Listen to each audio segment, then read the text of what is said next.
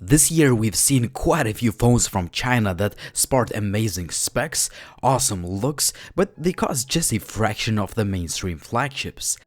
The LeEco Le 3 Pro is one of those devices. It's powerful, it's beautiful, and it costs just below $290. My name is Linus, and here's the full TechLineHD review.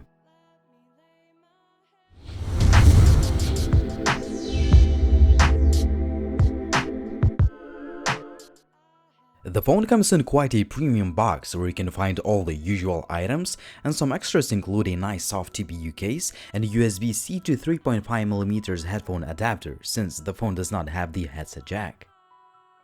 The Le Pro 3 continues a familiar design language we've seen on previous LeEco models. It is made entirely of metal and it sits comfortably in the hand. What is nice about this phone is that it has a relatively sleek profile despite the fact that it has a beefy 4070 mAh battery.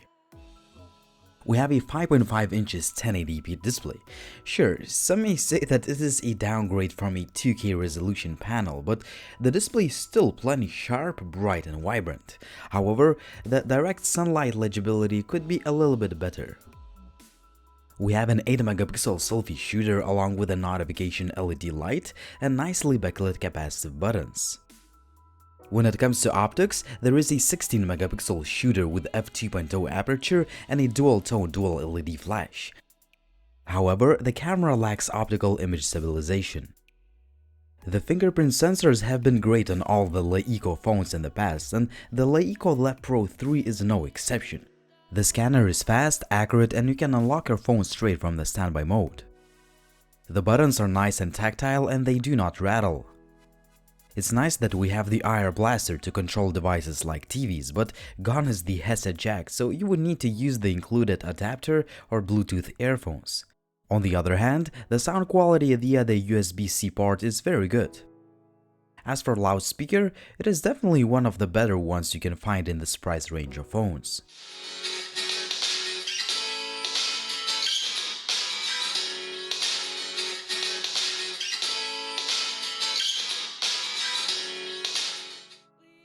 When it comes to hardware, the LeEco Le Pro 3 is yet another powerhouse that sports the newest Snapdragon 821 chip.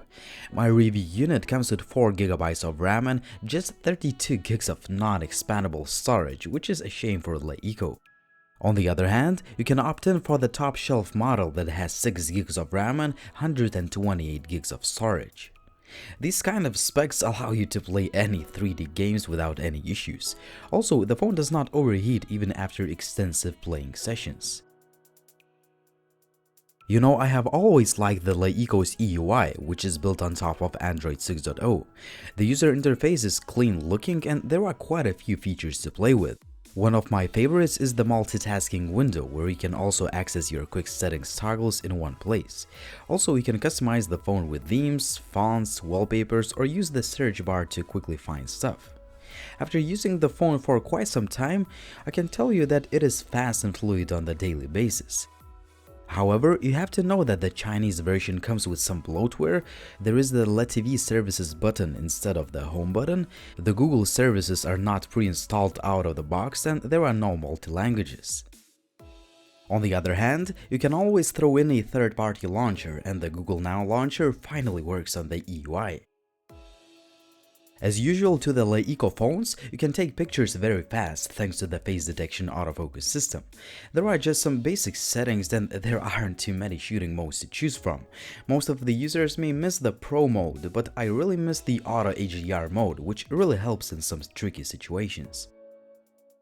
The daylight images taken with the Le Pro 3 look pretty sharp and detailed for a sub-$300 phone. However, most of the shots turn out to be a little bit underexposed and the colors seem to be oversaturated for me. Most of the indoor pictures were taken in poor lighting and thus there is quite a bit of noise and less detail. The low-light camera performance is a disappointment, to be honest. There is such a low amount of detail and there is plenty of noise. I expected a lot more from the Le Pro 3 in this department. The selfie image quality leaves a lot to be desired. Most of the pictures I took just look soft and there could be more detail. This is a 4K video sample with the LeEco Le Pro. This is handheld footage. It's a pretty cloudy day. When it comes to the 4K video quality, I would say it is above average. The footage could definitely look a little bit sharper. Also, I didn't like the sound recording quality, and the lack of optical image stabilization makes the video look a little bit shaky. When it comes to connectivity, the Le Pro 3 is a great performer in almost all departments.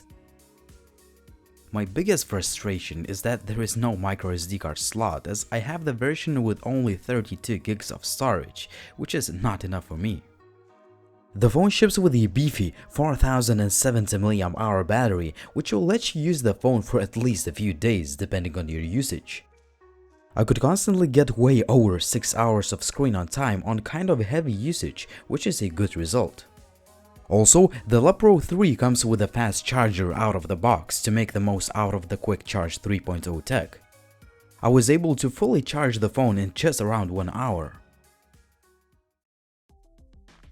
The LeEco Le Pro 3 is a very solid phone that does not even cost $300 US, but it does not mean it is a perfect phone.